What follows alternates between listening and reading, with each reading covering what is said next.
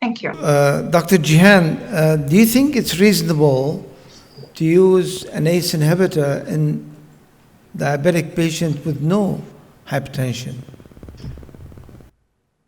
Yes, we have been using ACE inhibitor in diabetic patients with no hypertension if they have proteinuria or albuminuria, and it has shown it was very effective, and I've used it for many of my patients.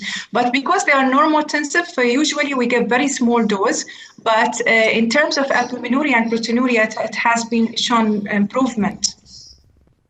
The question is, can you elaborate on the concept of the ARB paradox, increasing events, particularly MI, in the couple of studies you mentioned, and how would that impact the amount of usage of ARB in clinical practice?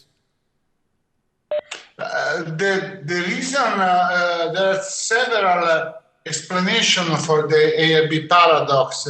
The first one is, of course, is the fact that when you give an ARB, you have an increase in angiotensin II concentration. And this can cause plaque instability because you just block the AT1 receptors, you have the feedback, so there is an increased production of angiotensin II, and it can cause plaque instability and can provoke coronary artery disease. In the clinical practice, if you have an hypertensive patient and this is an high-risk patient, you must be aware that if you give an ARB, you offer to your patients less opportunity to avoid coronary artery disease. Okay, so now the question we have from the floor, which makes sense. If we are all saying all these good things about the ACE inhibitors, why the guideline does not specifically recommend ACE inhibitors as a first line? But can I respond? But we must be very careful because guideline change their opinion because the only study performed in old patients and patients older than 80 years is IVET study. IVET study is a study performed with perindopril plus indapamide. So there is the evidence. Please consider that is a combination of ACE inhibitors plus a diuretic. I don't know why guidelines, for instance, I showed you before that guidelines support the use of NARB plus a calcium antagonist, but there is no evidence that this combination is effective. So very often guidelines give an idea, but especially European guidelines don't want, they want to just to be fair and not look at really, they give general concept and don't go specifically into the effect of drugs. Yeah, I think this is what I've alluded to initially when, yes, I think the guideline has made some progress in removing this notion of diuretic should be first line. And now we have everything works. So that was an improvement. But I think what is disappointing is still we do not have, and I agree 100%, despite the evidence, and unfortunately, even I see the same speaker who are writing the guideline speak on those medications equally. So there is a bit of an issue here. But still, I think the guideline has made a progress in identifying subpopulation that may benefit. For instance, diabetic, ACE, but there is still no distinction between ACE and ARB. So I think despite all this, and I've been working on this for years, they still think it's a fair replacement, which I... Excuse me. Can I say I completely agree with you, and I would like to add that, for instance, European guideline in patients with stable coronary artery disease and the European guideline in heart failure, they state that you have to use ACE inhibitors as a first choice and ARBs as a second choice. Only guideline hypertension speak about RAS blockers and don't speak about ACE inhibitors and ARBs. Yeah. So we have a few questions here. New guidelines in treatment of hypertension in Black without diabetes recommends ARB, not ACE. Do you think Black, who is known to have diabetes and hypertension, still you give ARB or ACE with thanks to outstanding presentations? Dr. Jihan, can you take this question, please? So Blacks usually... Sorry, the question is whether to give ARBs to type 2 diabetes. Is this the question? No. Question is, Black people who have diabetes, they recommended to take ARBs, not an ACE inhibitor. Do you think it's... And Black people? Yes. African, you mean? I think because of the renal level they have is different than other population, it will be difficult for them with ARBs. This has discussed, I think, with some studies. But even with ACE inhibitor, it still can be used in Black people. There is nothing called that it cannot be used in Black people. Well, I think, so I lived in the States. This is more, Black people do respond, they have more cough, supposedly, and they respond very well to calcium channel blocker. But I think the combination of a calcium channel blocker and ACE would be a good idea. And okay, so patient with persistent microalbuminuria with hypotension or orthostatic hypotension, can we prescribe ACE or ARB? Professor Tade, somebody who has microalbuminuria and hypotension or orthostatic hypotension, can we prescribe a RAS inhibitor?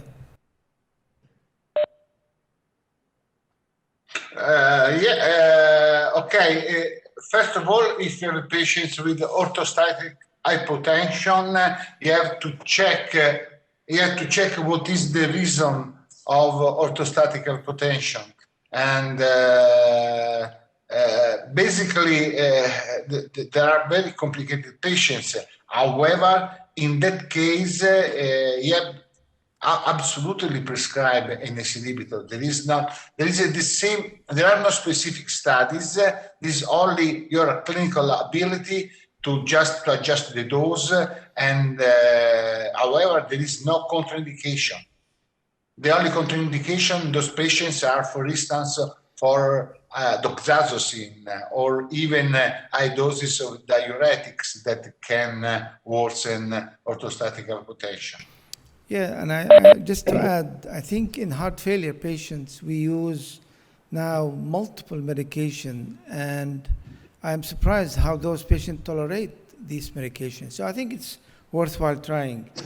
Another question here, as I know the calculation of the atherosclerotic cardiovascular risk score affected by age, how to adjust, because the patient who is more than 60 years will be a very high risk patient, even if blood pressure, diabetes, and other risk factors are controlled. Well, I will address it and then I will give it to the age is the most significant risk factor.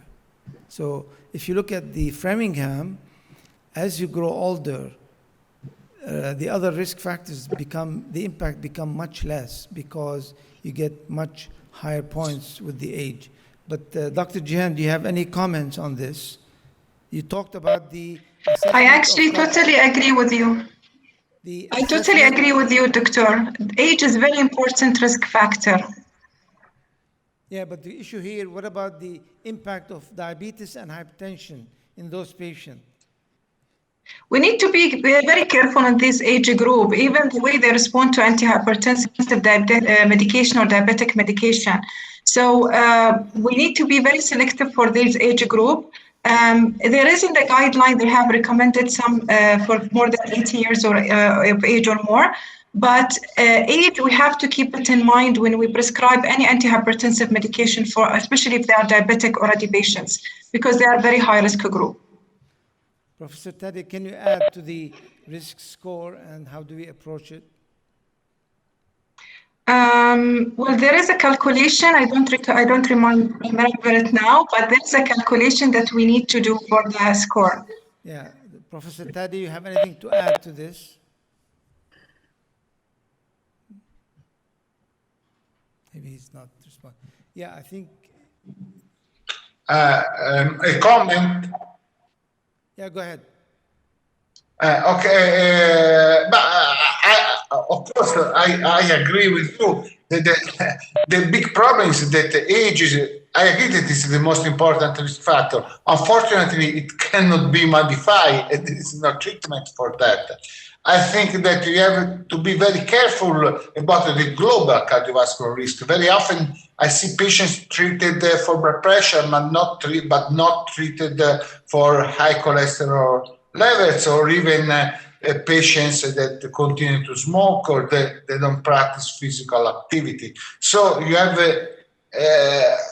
please don't think only to hypertension, but think globally to the all cardiovascular risk, and be sure, because if, for instance, if a parent died for coronary artery disease, you must be very careful about plasma, about lipid profile or smoking history. So we must be doctors, not just people who applies the chart risk, and then depending on all the global approach to the patient.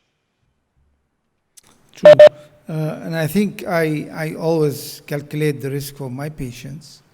I use the Framingham. There's many calculators in the system. You have the British, the American, and I think it's very important for patient to see their risk profile. And then when you tell them, if you stop smoking, all of a sudden you see their numbers getting better, if you do this and that. So I think I find it, and I have the terminal in front of my patient, and I think it's very educational to see that when I treat your blood pressure, your risk will come down and so on. The other issue is, for instance, smoking, it has the highest impact on people who are less than 40 years old. And as we grow older, I think other risk factor diminishes. And you did not want to elaborate that. Would you like to elaborate? On what, my images? The images that you said that there is a difference between the angiography that you do with the dye, and then you apply something else, and that is one. Number two, your propensity to use beta blockers, you said you trust beta blockers more than the guidelines suggest. That is another controversial question, especially in the light of that lady doctor mentioning that a patient was treated with metoprolol with diabetes and masking actually the angina. So the fellow landed up later when he was tested finally with angiography and needed this elevated stent. So that shows the beta blocker has got an inherent danger. Secondly, you said you also treat many young group of hypertensives. Now the young group of people would be actually disabled by erectile dysfunction. Yes. So there are quite a few things about that you said. Sure. I find you need clarification. Very good. I think very important. I'm glad you raised the questions. Now, the angiogram that I showed you, I think there's a lot of work on the endothelium, and I did a lot of this work in the cath lab. So the point that you see here, we as an interventionist, I mean, I spent 30 years of my life doing intervention. We focus on the lesion. Funny enough, MI usually doesn't happen on this tight lesion. It happens at areas where you have a soft plaque that ruptures. What I wanted to show in this study, and I have multiple studies looking at the endothelium is a dynamic process. So people, you damage your endothelium, and then you have a precursor. These areas that I show, that have significant vasoconstriction, these are the areas that will have events. So patient will have an MI on these areas. Yet, many of our patients, we label them as normal. What is normal? I'd like you to, hopefully invite you some other time. If you do an IVUS inside the coronary arteries, there is nothing called normal.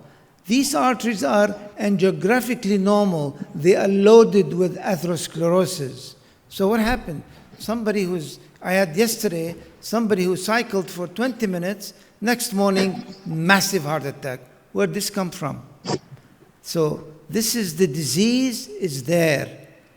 We are blinded. We are looking at angiography. Yes, we do a great job in opening these vessels, but we are in the business of treating the disease, not the lesion. And that's the purpose of this, and I have done multiple studies in this regard.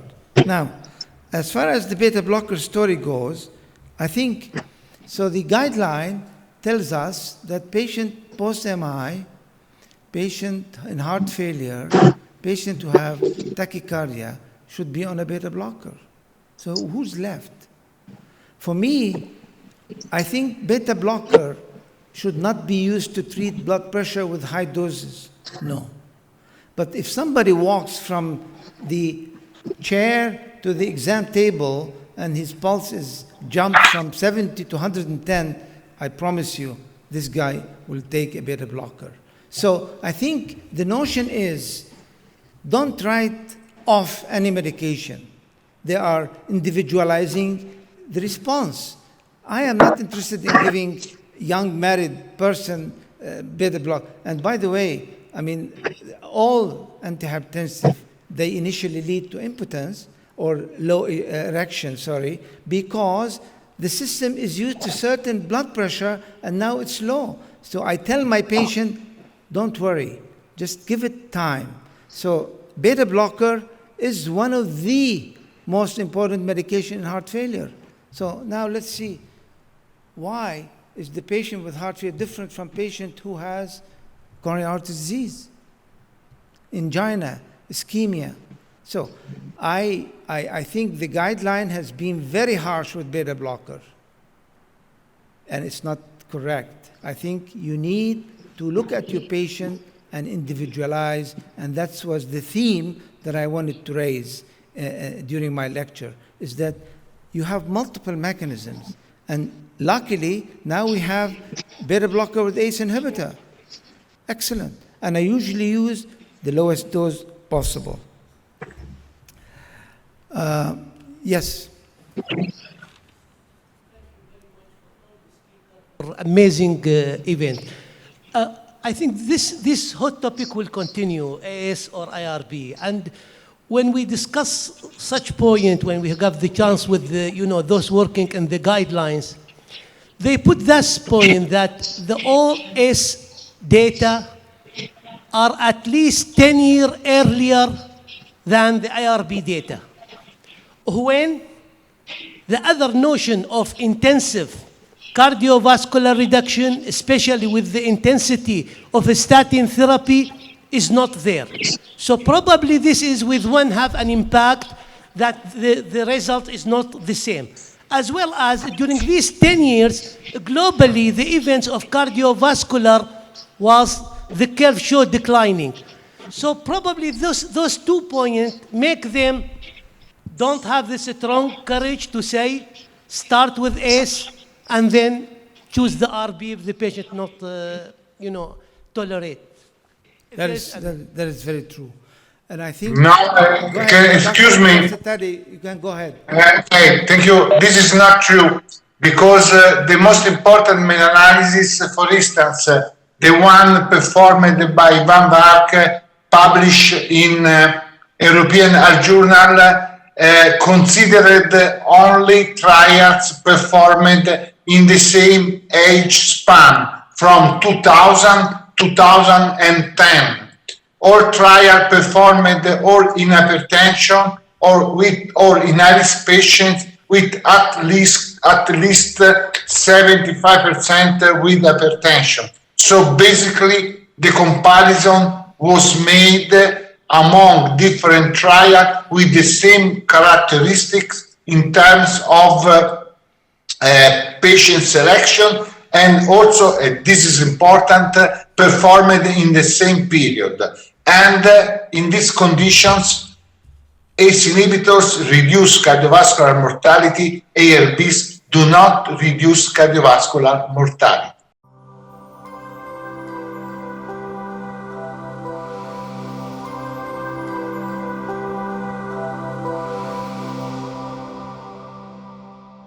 Good afternoon and welcome to this educational program.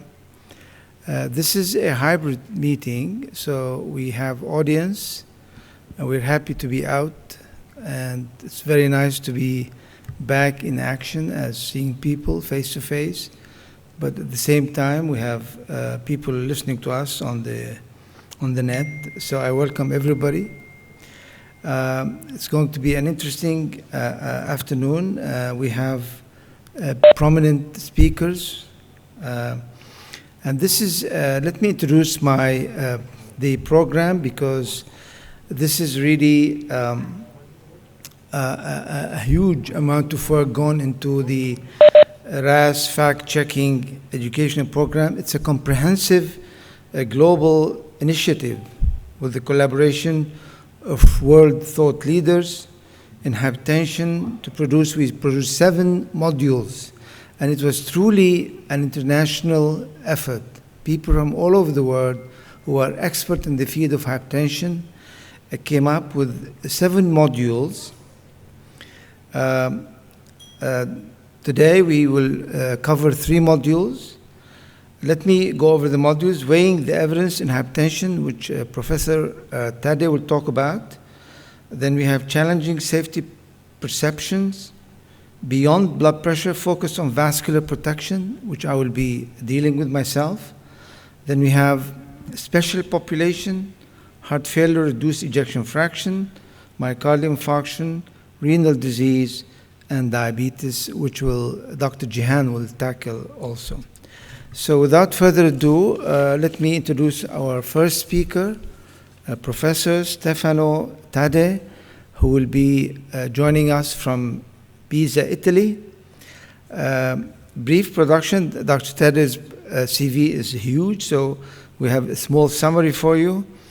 He is the Professor of Internal Medicine and Director of the Department of Clinical and Experimental Medicine. He's also Head of Hypertension Unit of the University Hospital in Pisa.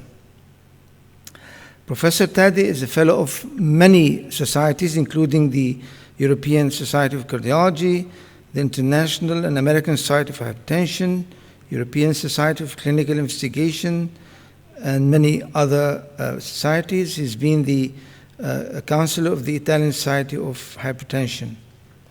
He is also a member of many in the editorial boards of many international journals, including Hypertension, Blood Pressure, Journal of Cardiovascular Pharmacology, and so on. He is also the deputy editor of the European Heart Journal.